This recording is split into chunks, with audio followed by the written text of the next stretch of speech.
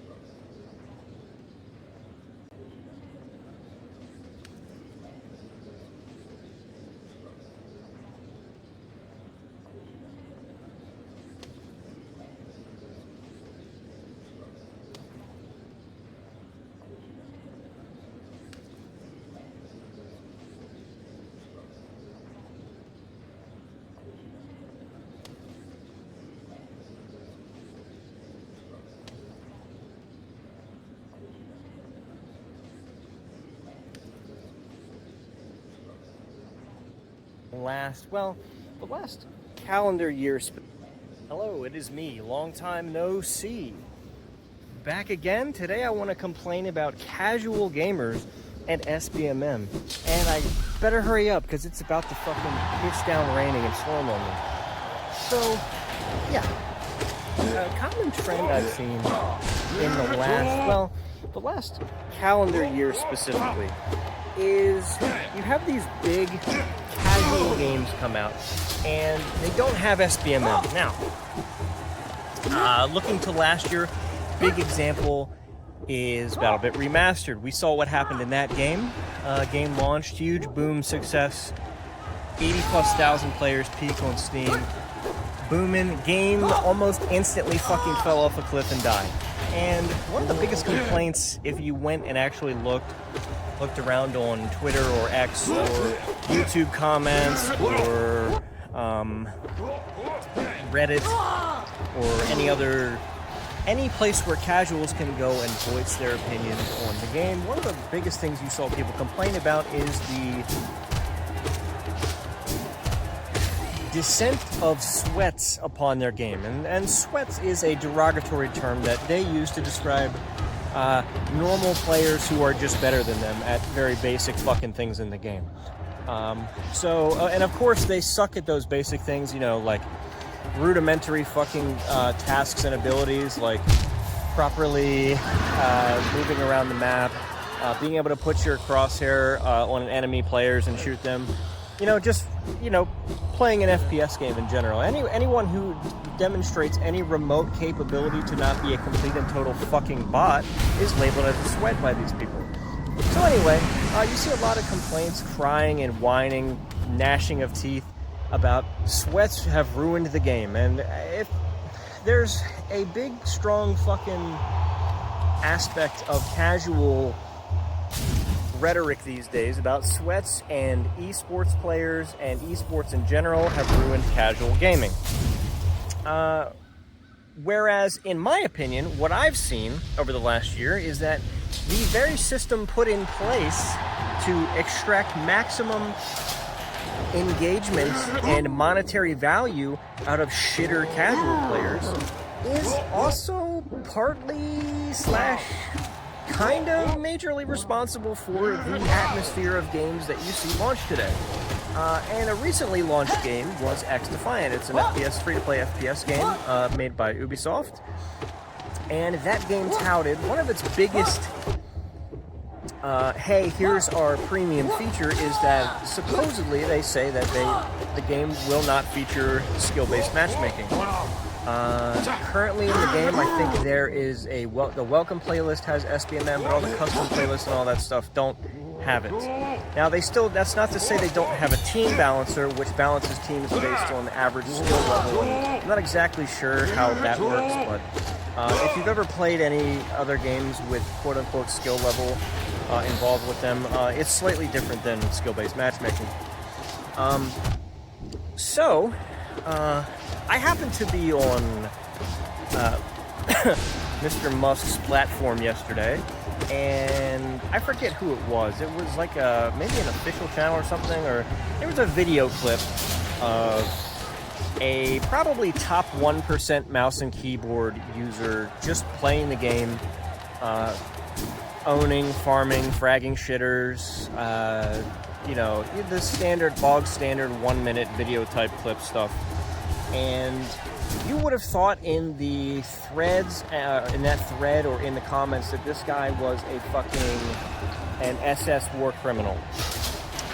And I've seen that behavior before in almost every pseudo-casual FPS game that launches. And while I don't think XDefiant is necessarily a casual game per se, the feature part where they're not going to have SBMM is a big draw for a lot of people, because the SBMM in Call of Duty is absolutely asinine, and it has completely, among the auto-rotational aim assist, has completely destroyed the Call of Duty franchise.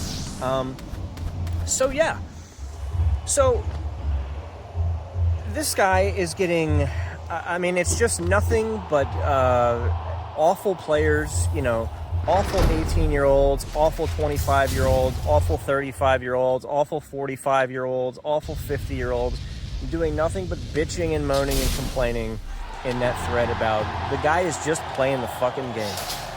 And it got me thinking. There were some people in there commenting about how, specifically how esports and this competitive mindset and everything has ruined casual gaming, and I had a hard disagree on this guy's post. In fact, I said, yeah, I fucking absolutely hard disagree.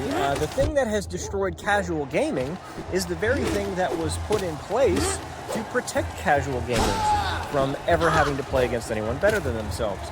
And I guess I have to break that down a little bit, okay? So SBMM is in any FPS game to protect shitters from ever having to play against someone who is either better than them or far better than them. That's what it's in the game to do. It's in the game to keep them playing the game and to extract maximum engagement, aka maximum monetary value, from the players in the game who are not very good. Now, it's okay to not be very good. It's okay to just want to come home and play casually. That's great. That's totally your prerogative. That's your choice. Great. Good for you. But the entitlement factor here comes in when you, the casual gamer, feels an excessive amount of entitlement to tell everyone who doesn't think the same way as him, as in they play the game to, I don't know, maybe improve over time, or it's like a hobby. If it's a hobby that you're going to spend thousands of hours doing, there are some of us out there that are going to spend an inordinate amount of time trying to improve at that hobby because it bleeds directly over and leads to success in whatever endeavor they're trying to do. Now, this is a completely lost concept on a big, fat, fucking huge portion of casual gamers, and I got to step inside, and I think I'll actually go out on the fucking back porch because I'm starting to get pissed on. So, 1 second.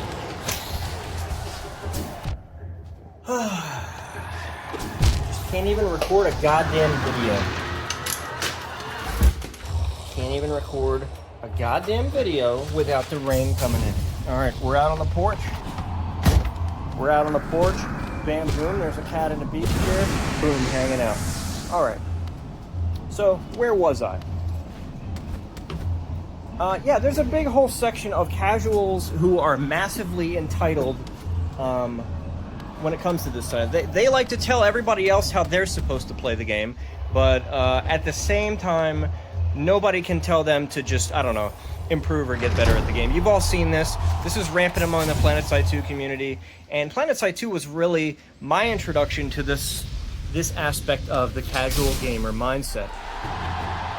So as we move on from there, when it comes to XDefiant, and my broader disagreement with this person was that SBMM has forced SBMM into all these essentially casual games, because real competitive games, you know, you think CS, Valorant, Siege,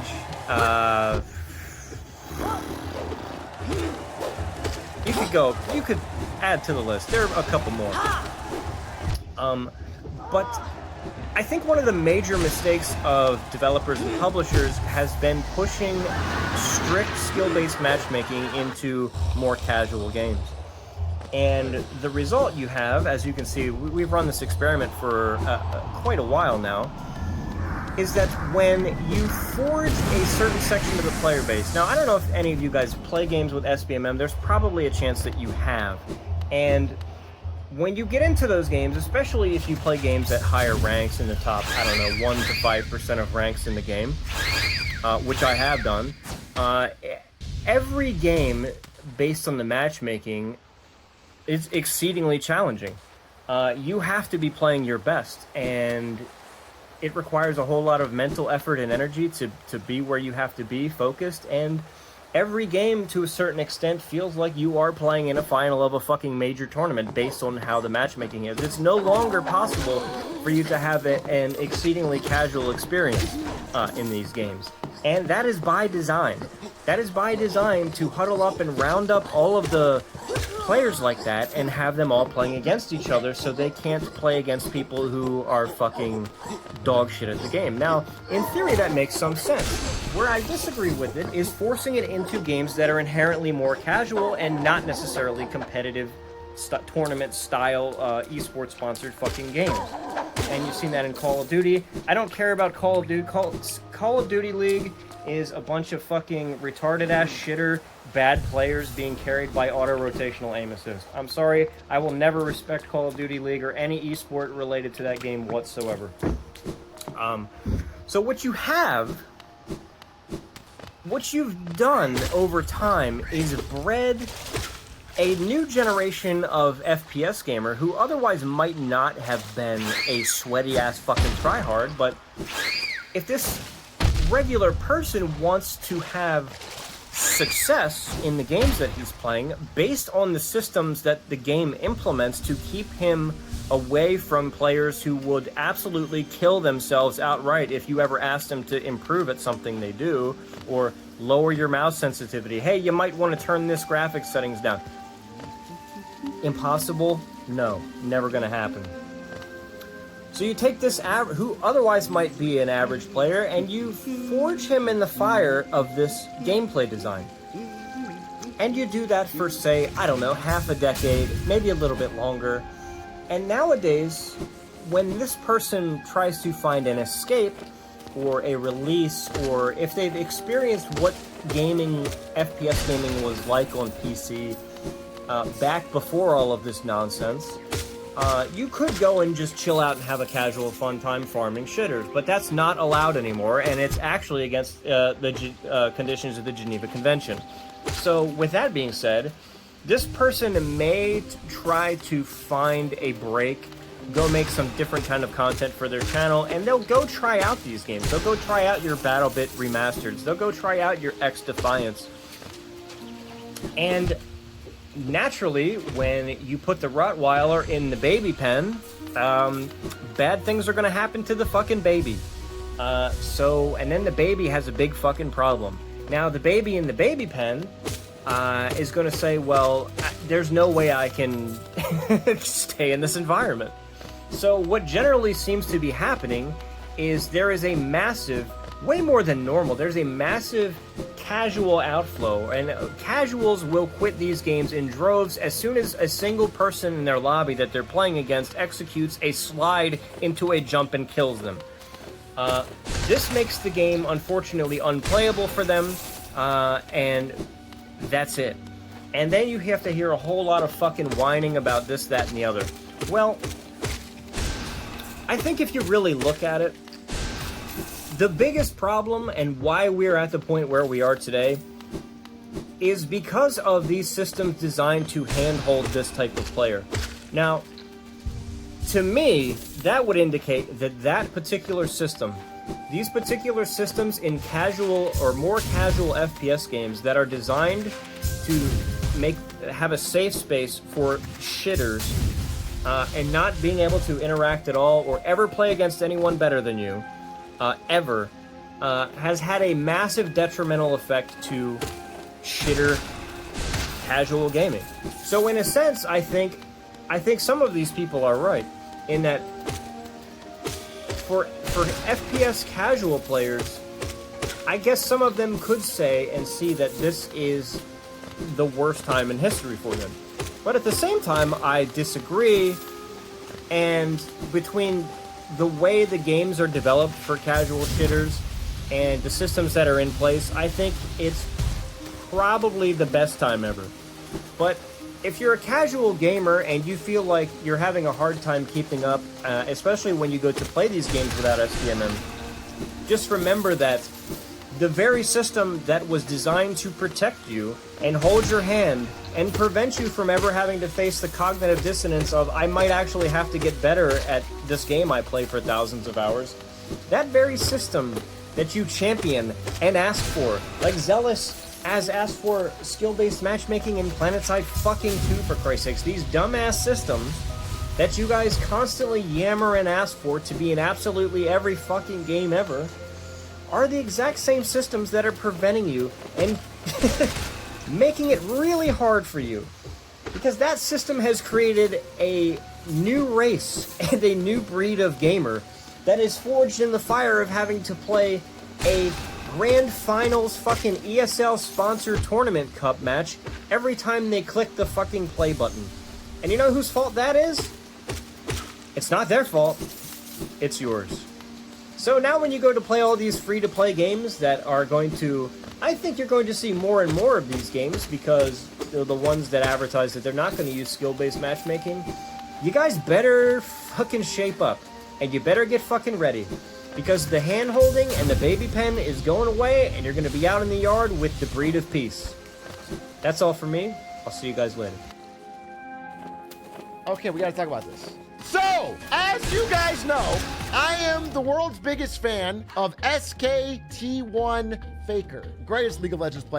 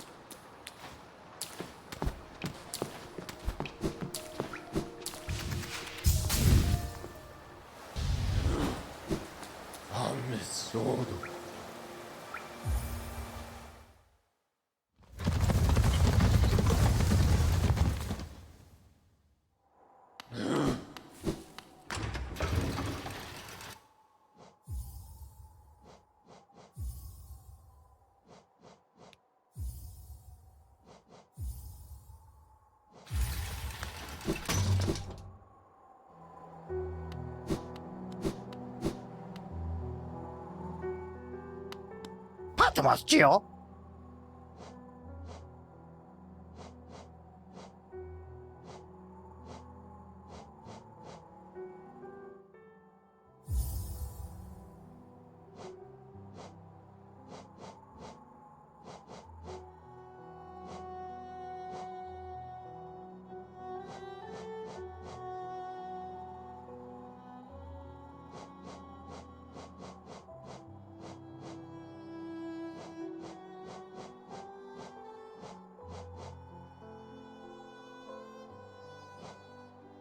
待ってますちよ。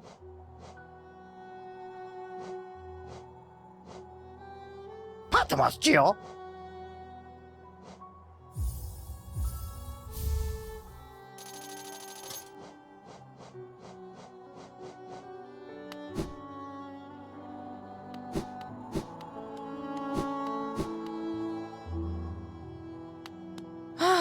Papa nada.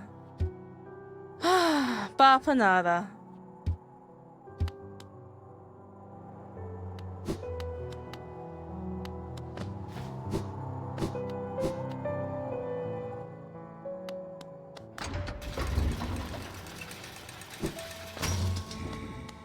Voilà.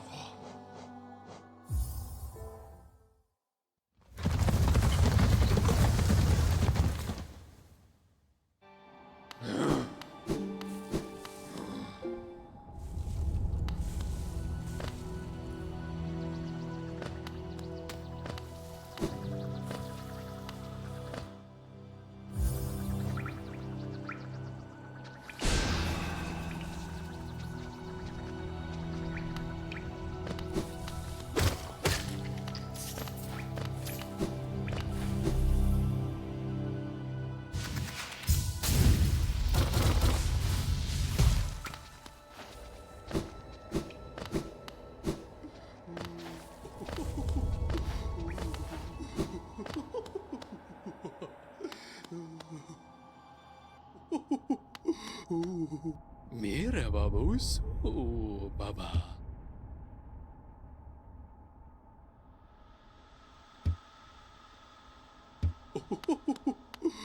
Merhaba bos. Oh, baba. Oh.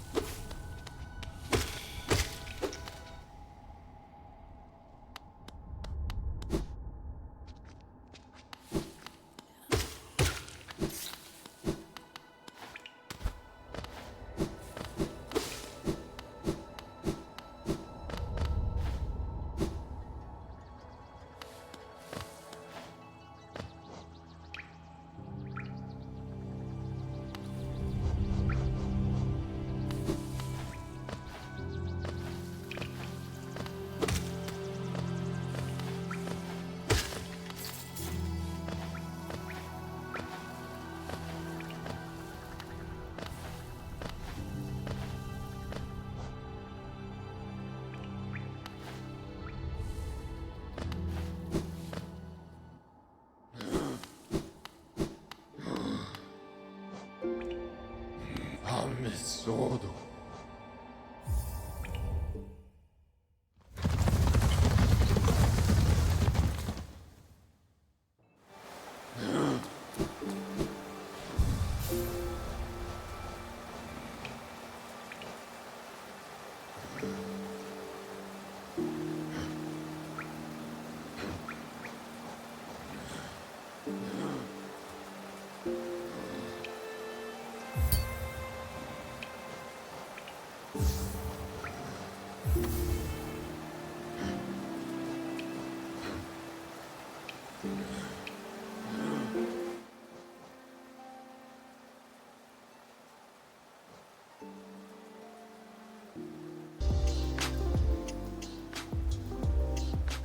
So the biggest mistake that we tend to make when we are trying to fix our sleep schedule is we focus on going to bed, right? We have all these things like sleep hygiene, like make sure you do meditation for 30 minutes and go for a walk and don't eat something super heavy and avoid cell phones because they have blue light and something about the pineal gland and melatonin. We focus on all this stuff at night, but that's the biggest mistake.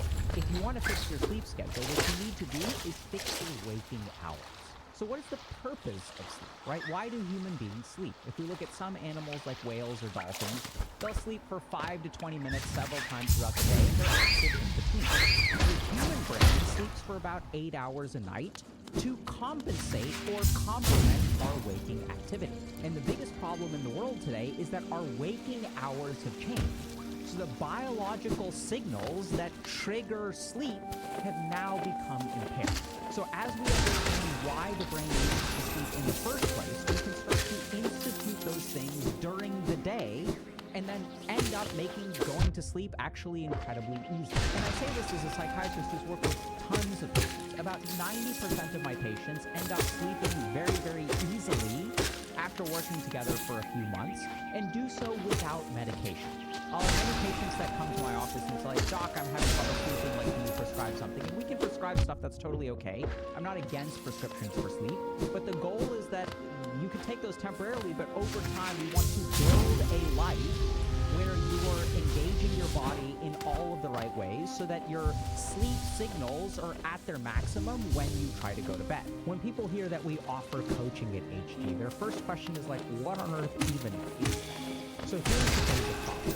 When you struggle with something in your life, you don't see the problem from the outside. You see it from the inside. The value of a coach is that they can look at your life from the outside. They can understand what's going on and they can help guide you to improve things like motivation, accomplish short-term goals, and even increase a sense of purpose in life. And over the long term, we also see improvements in feelings of depression and anxiety. And the best part is we've had over 100,000 coaching sessions, and we incorporate that feedback to continually improve our program. So if y'all are interested in actually making a change in your life, check out the link in the description below.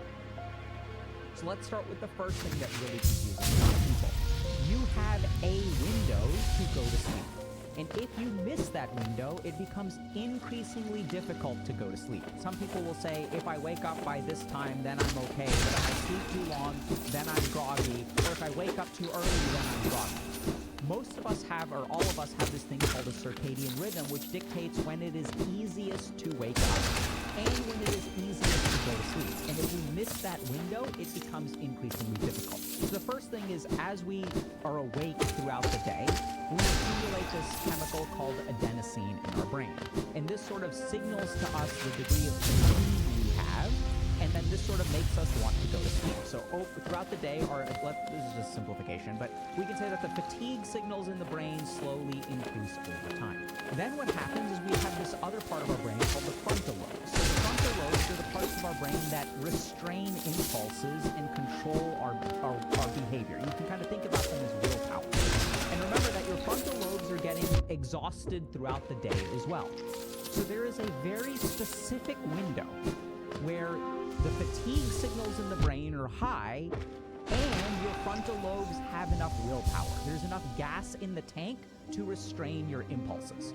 So this isn't that the frontal lobes have reached complete exhaustion, but there's this window where you feel tired and your brain has enough willpower to where it can restrain your impulses like binge eating or hopping on your cell phone or watching something on TV or getting up and doing whatever, right? So you have to be able to restrain impulses to go to sleep.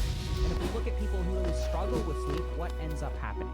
You get into bed and then you're kind of really tired and then you hop on your cell phone, right? And you can't really restrain that. And then an hour goes by, an hour and a half goes by, you feel really sleepy, and then you kind of jump to something else or you try to put it away and then you pick it up again 5 minutes later. So if we really look at what goes on with people who struggle with sleep, they have an impulse control problem. They cannot restrain their impulses. They cannot just sit in bed and wait to fall asleep, right? You have to pick something up.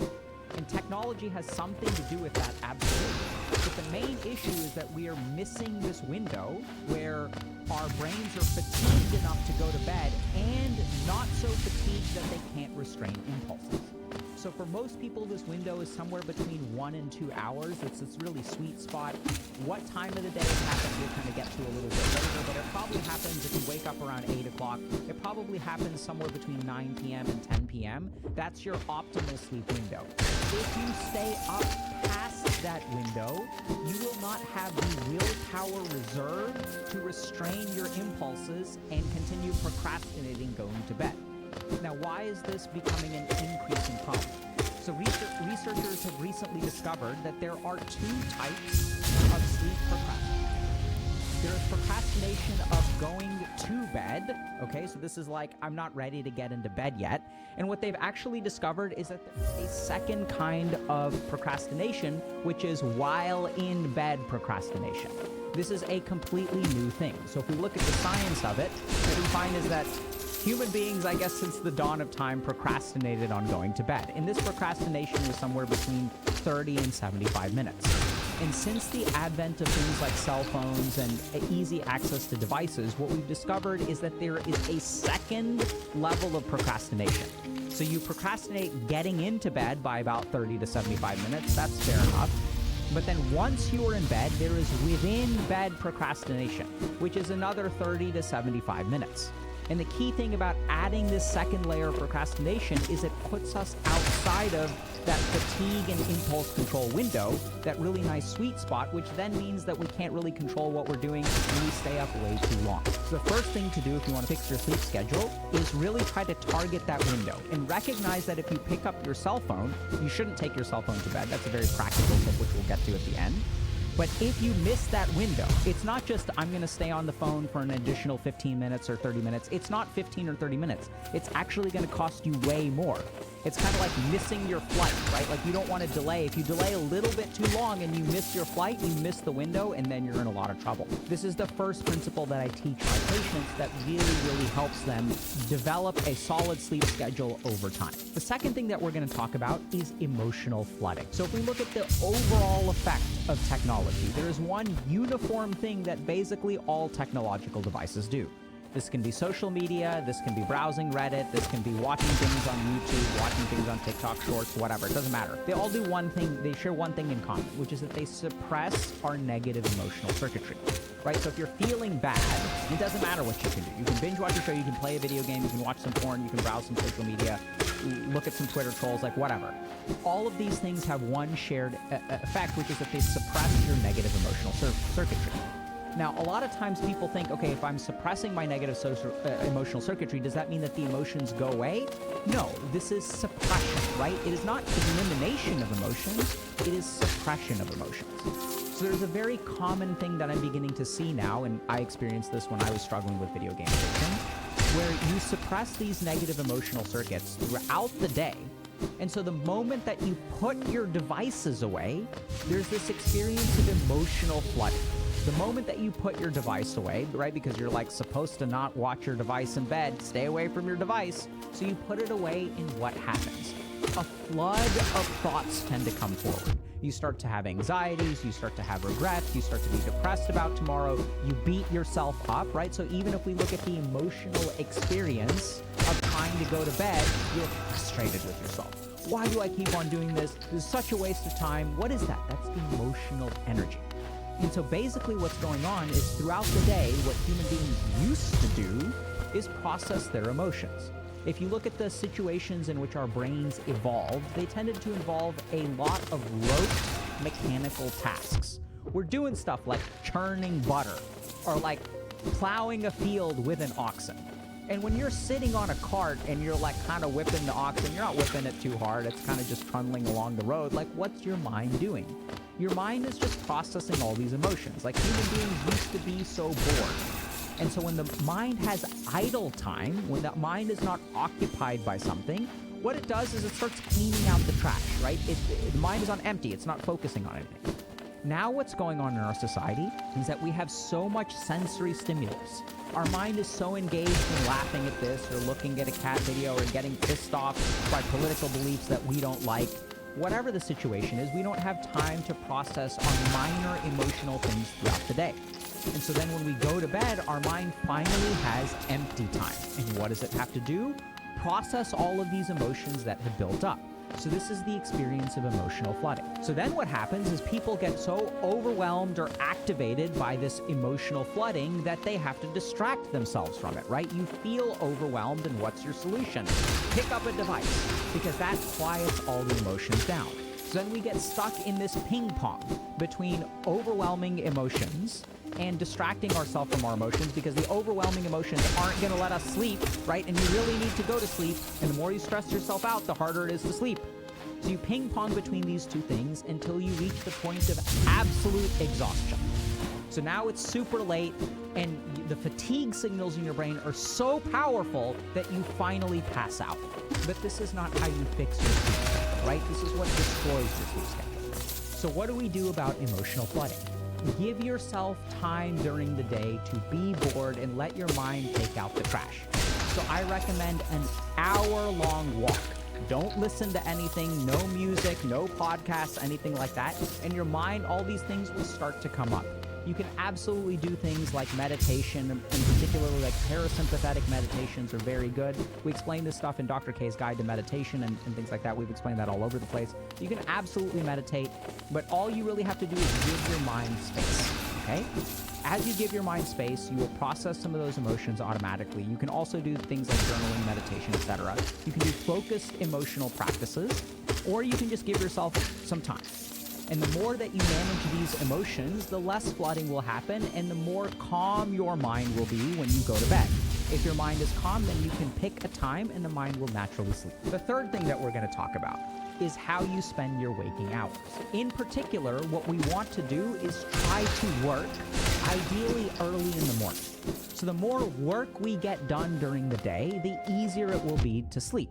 So let's understand why this is. The first thing is, what is the biological need for sleep? Sleep is to compensate for work, right? So if you look at like mammals, why do mammals sleep? Because mammals are, generally speaking, engaged in some degree of work throughout several hours of the day. And so we have such an evolved brain that we keep track of this. So I want y'all to really pay attention to this. I know it's going to be kind of a stretch, but it's really important to understand. So our brain keeps track of all of the work that we have to do. This is how our brain reminds you, right? So let's say you spend a couple hours like watching Netflix or whatever, and then when it's over, your brain sends you a signal, hey, we have a test to study for.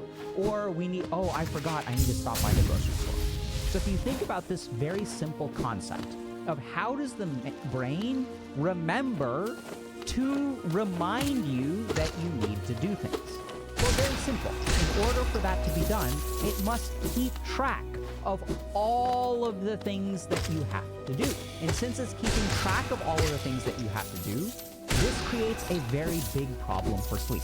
So we're going to explain this a little bit further. So let's take the example of procrastinating for an exam. So you've got 2 weeks to study for an exam, and you kind of procrastinate up until the point of about like 3 days.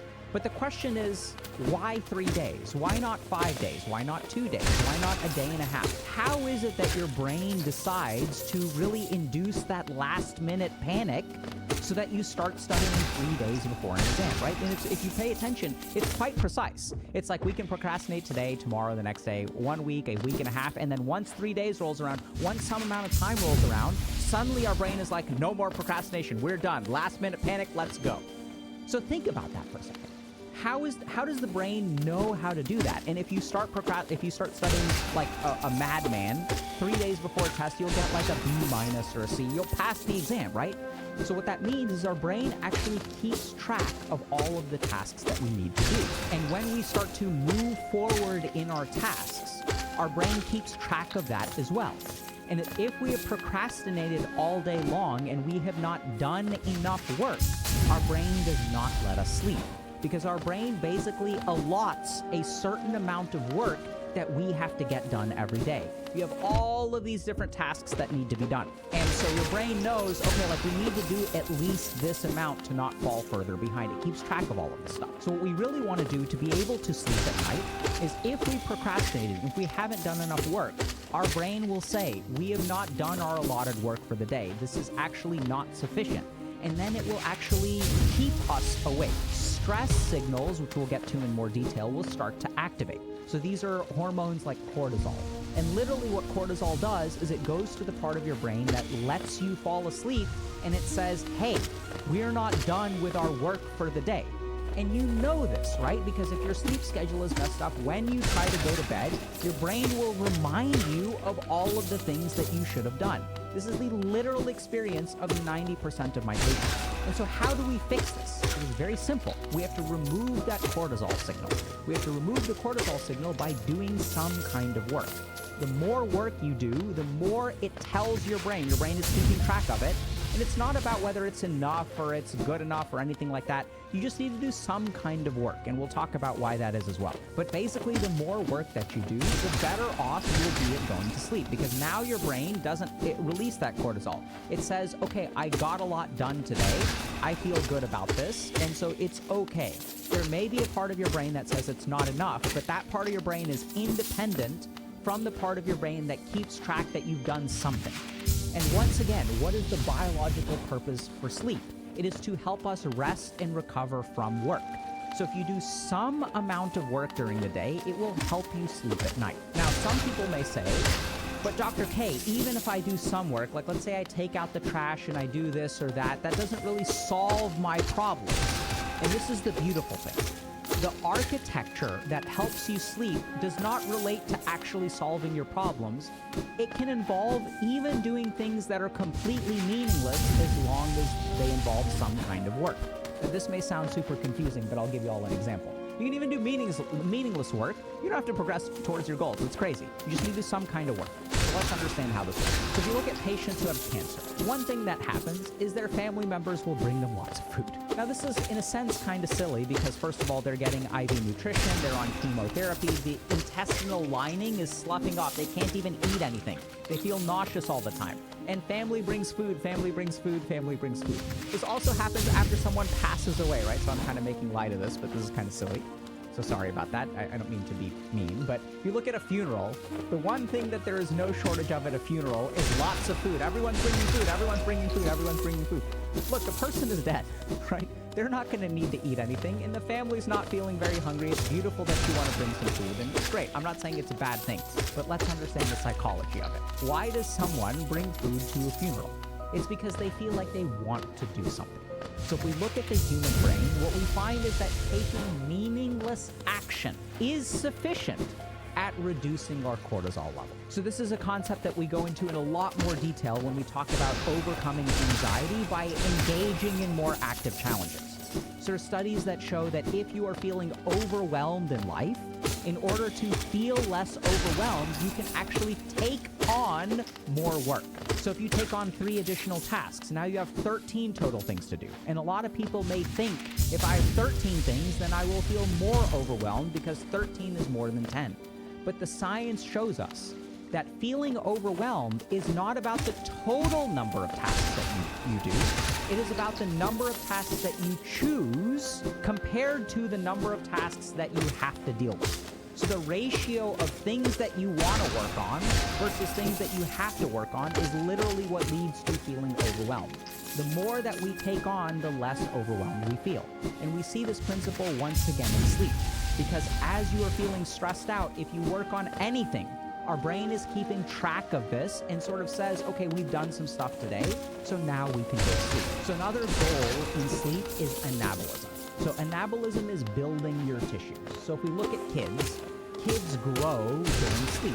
If we look at things like muscle repair happens during sleep. Our body builds tissue when we sleep. So on the converse side, the other way we can look at it is that if we need to build tissues, then we will sleep more.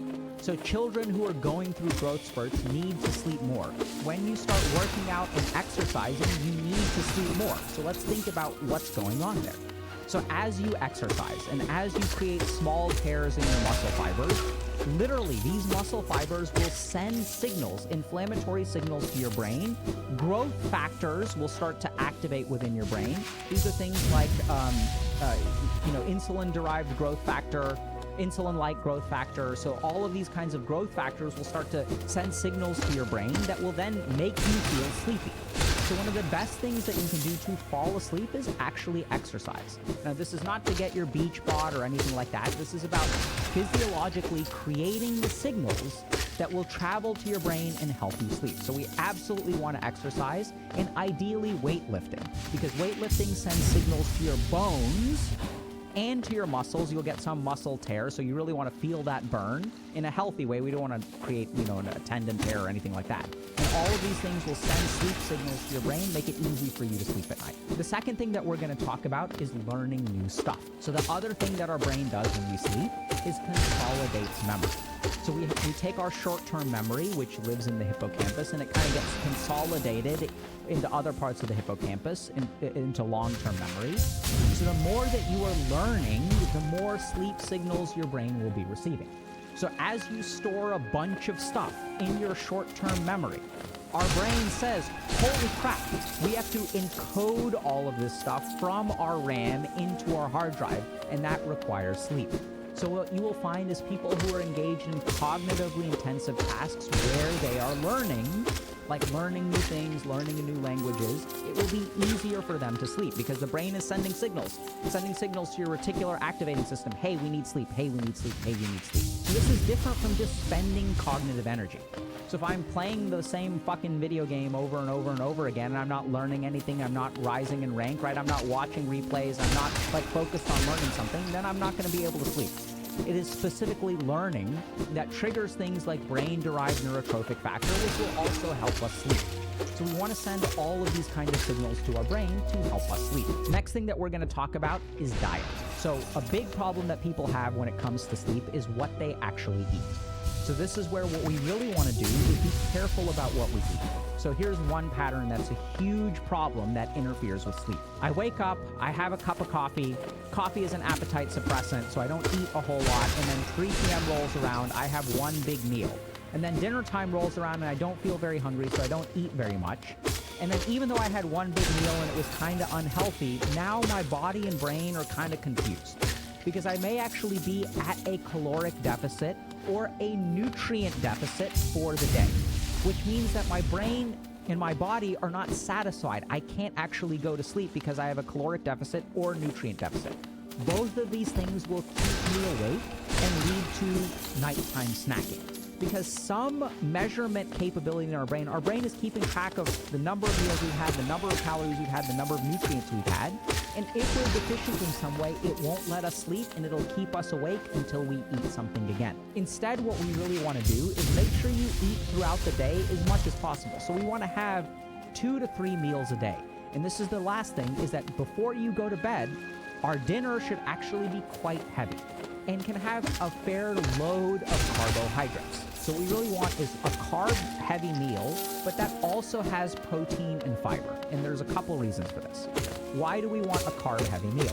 We want a carb-heavy meal because this stimulates insulin, and insulin makes us sleepy. We want to induce a food coma at night. Now, if we eat a highly processed meal before bed, we will get a big insulin spike, followed by a blood sugar crash. And so even if you eat a ton of calories with no fiber, so you can eat like a 2,000 calorie meal, and you will still actually feel hungry within a few hours if there is insufficient protein and insufficient fiber.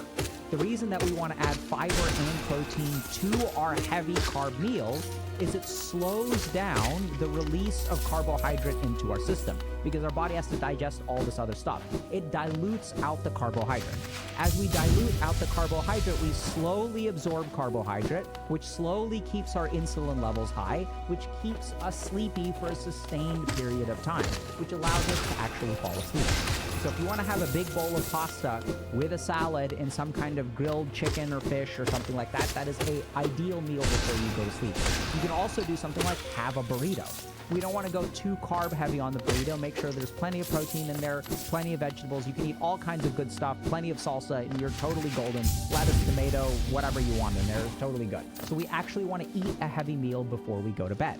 That will help us induce sleep.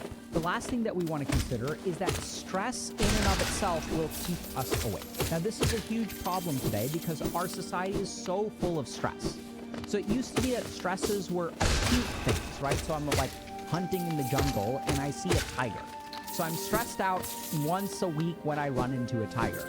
Now we have all of these chronic stressors. So grades at the end of the semester, mortgage at the end of the month. I'm worried about dating, and I'm worried about my ex. Should I break up? Should I not break up? Like, I don't really know what to do. My family is stressing out. So we have all of these chronic stressors. And as we saw that cortisol actually travels to the reticular activating system, which is where our sleep signals come from, and actually inhibits us from falling asleep. So as we see a rise in chronic stress, we are seeing chronic sleeplessness, okay? Because the brain is not able to fall asleep. Because our brain thinks we're in danger, so it's not going to let us fall asleep or get restful sleep. So this is where we need to manage our stress. And I know that in and of itself is a huge task, but this is kind of what my point is about sleep, is if you want to fix your sleep schedule, everyone thinks that fixing your sleep schedule is where you start, right? Everyone thinks, oh my God, like, I need to fix my sleep schedule because I'm going to bed at a crazy time. I'm waking up at a crazy time. Nothing is consistent, so I can't fix my relationships. I can't study. I can't do work. I can't do anything. I can't exercise because my sleep schedule is screwed up. Everyone thinks things start with the sleep schedule, but things don't start with the sleep schedule. Sleep schedule is the final thing. So this is what's really crazy, and this is what I've seen with most of my patients. Everyone tries to tackle sleep first, but you can't tackle sleep first. Sleep is the last thing that you actually tackle, because what we need to do is fix all of these signals. We need to fix all of the circumstances, all of the biological and neurochemical signals that induce sleep. Once we do all of those things, then sleep will come very easily. And this is exactly why it's so hard to fix, because we're trying to do the last thing first. You don't start at the finish line, right? You have to run the whole race before you get to the finish line. So this is something that's very important to understand. We must manage our stress. So we talked about some of the things that we've already kind of given you all the answers to do that, right? So if you start doing a little bit more work during the day, if you start meditating, if you start walking and managing your emotions, if you start journaling, if you start exercising, if you start eating healthy in the right way, your stress will naturally come down. We've covered stress relief in so many other places across the channel, so definitely check that stuff out. But as long as you are stressed out, it will be difficult to sleep. So let's end with one final thing. So one last tip that I would give y'all is waking up when you're tired is easier neuroscientifically than going to bed when you're not. So the biggest mistake that a lot of people make is that sleep is not about going to bed on time. It is about waking up on time, or even waking up very early. So the last tip that I'm going to give y'all is that you should wake up sometime between 4 a.m. and 7 a.m. 7 a.m. is the late end of when you should wake up. Now, why is this? The first is that we have something called a circadian rhythm, which is our body's biological clock. And we actually have a very high level of cortisol early in the morning. So medically, when we're trying to test whether someone has a cortisol deficiency or a cortisol tumor or something like that, we will actually have to do this lab test. We have to do it at 7 a.m. Why is that? It's because we know that there is a biological peak of cortisol early in the morning. So why do we want to wake up around that time? The first thing is, if we wake up around that time, our ability to work will be easier because we naturally have a high level of cortisol, which means we will be activated. Our body will be in a stressful state. It doesn't feel stressful because it's first thing in the morning. That's the beautiful thing, but it allows us to focus and really complete tasks. So what we really want to do is wake up around 5:30 in the morning. Okay, you're going to be groggy. That's okay. Don't drink coffee right away, but you can have coffee or tea or whatever. Do whatever you need to wake up early. And then we want to get to work right away. The first 4 hours of the day, wake up at 5 a.m. and work until 9 o'clock. If you do this, so many things will get better. Your brain will be like, okay, we've gotten all of the work that we need to do in the day. Like, you'll be crazy. It's crazy how productive you will be in the morning.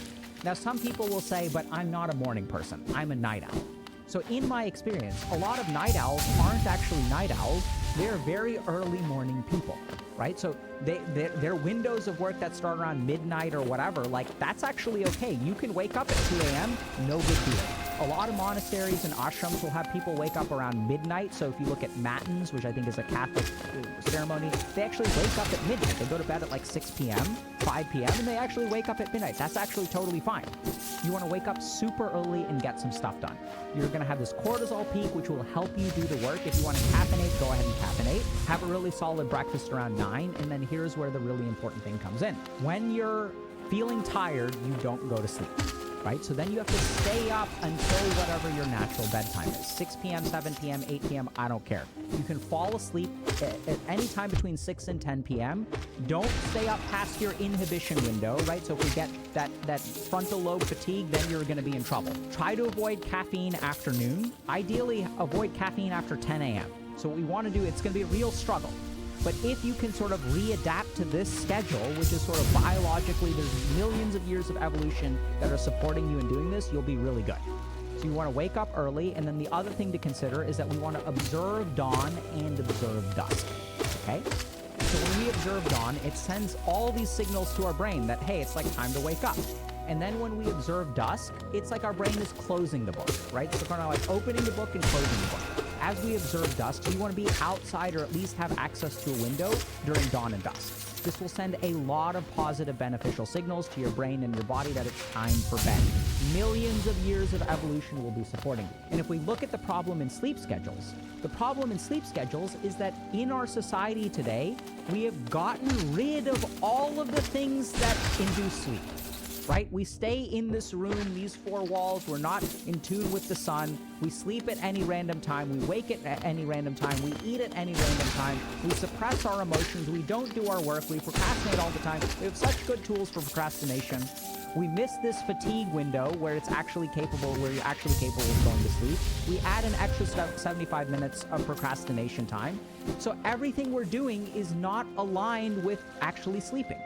All of the functions of sleep are not things that we're doing. We don't exercise. We don't use our body. And so our brain and our body utilize sleep to fix all of these things. And if we don't do all of those things, no wonder it is difficult to sleep. So fixing your sleep schedule is about understanding, why do we sleep?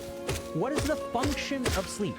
And then leaning into that function. The more that you do the things that sleep is designed to compensate for, the stronger the biological signals that will allow you to sleep. Now, the last point is technology, right? So if y'all haven't figured it out, you must regulate your technology use. But this becomes way easier when you do everything else. So absolutely avoid your cell phone before you go to bed. Recognize that if you have any access to a technological device for 1 hour in your sleep window, it will be longer than an hour. You'll miss that window and you're SOL. So wake up early, eat solidly, do some work, exercise, and you're saying, but Dr. K, I have to transform my life. Absolutely. If you transform your life, sleep will come easily. And this is what I've seen in 90% of my patients, right? Is that as you start fixing their life, now sleep becomes natural, it becomes easy. I used to struggle so much going to sleep in my 20s. It's so easy for me to sleep now. I hit the pillow and done. And this is what I've seen in most of my patients, and you can do it too. You just must have the right kind of life for the right kind of sleep. And if you want to sleep a full night, then you have to have a life that demands that you sleep a full night. So give this a shot, and I can't guarantee that it'll work, but I've seen it very consistently, and you'll be amazed at how well it works.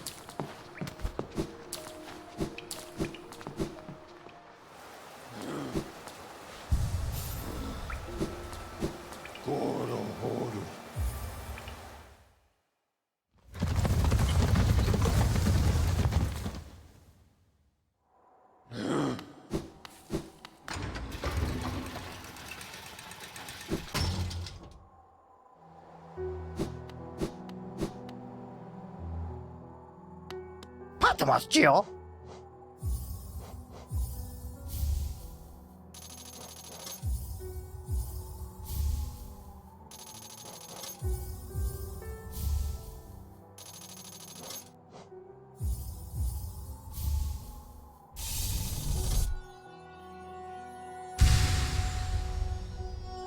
立ってますジオ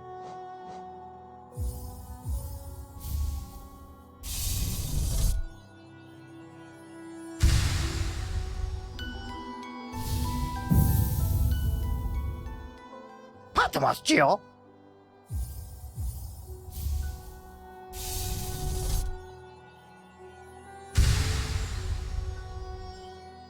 パパスで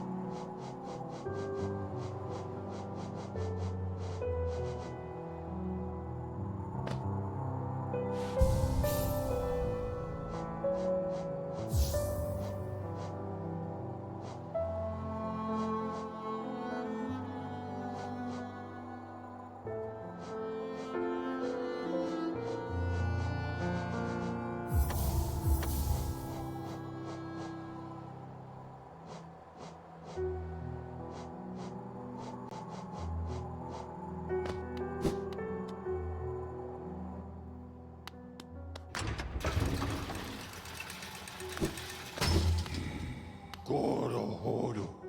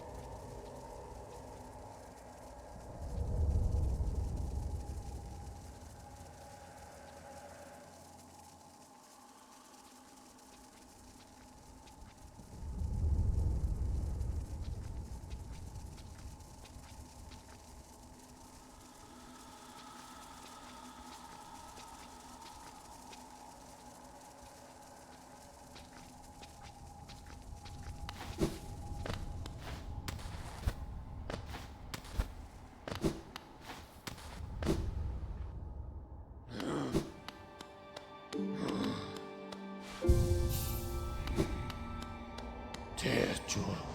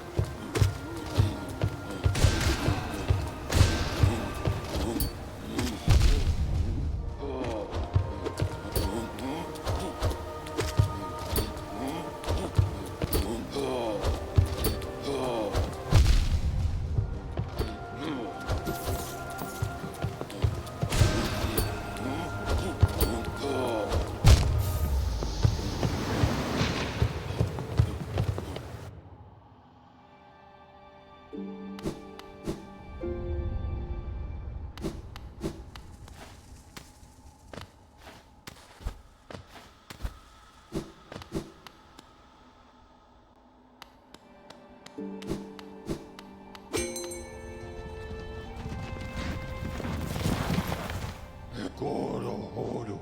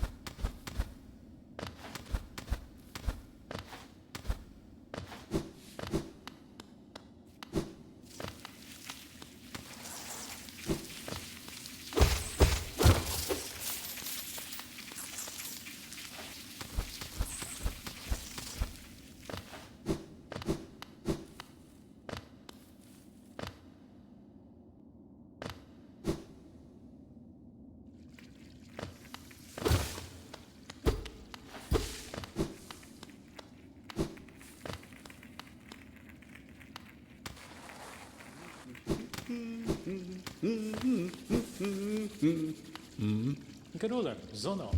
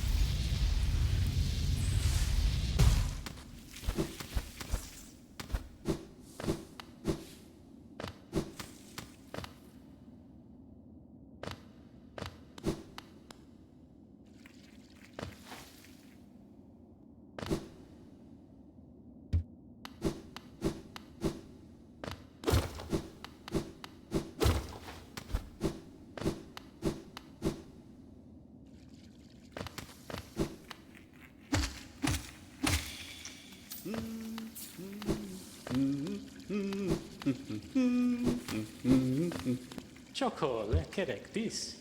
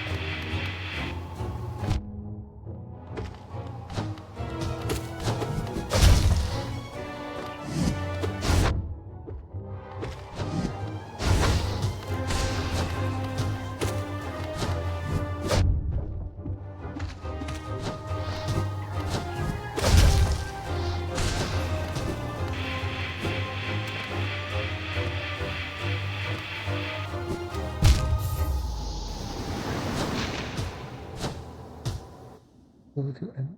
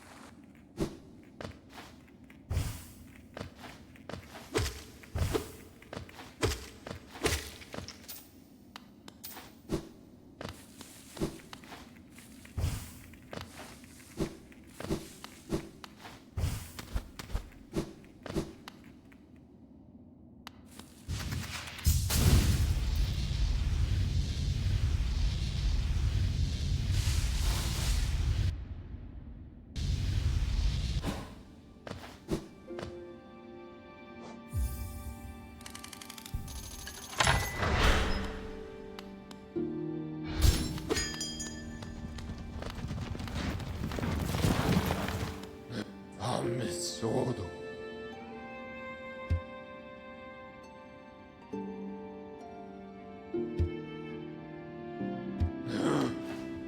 Goro Hodo.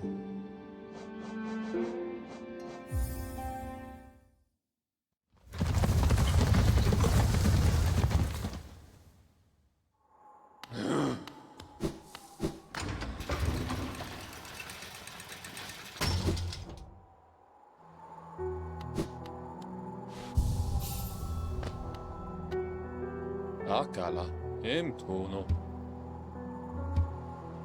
Akala emtono. Akala emtono.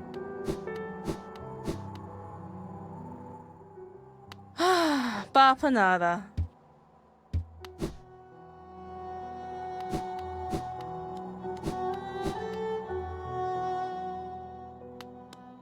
Papasude. Papasude.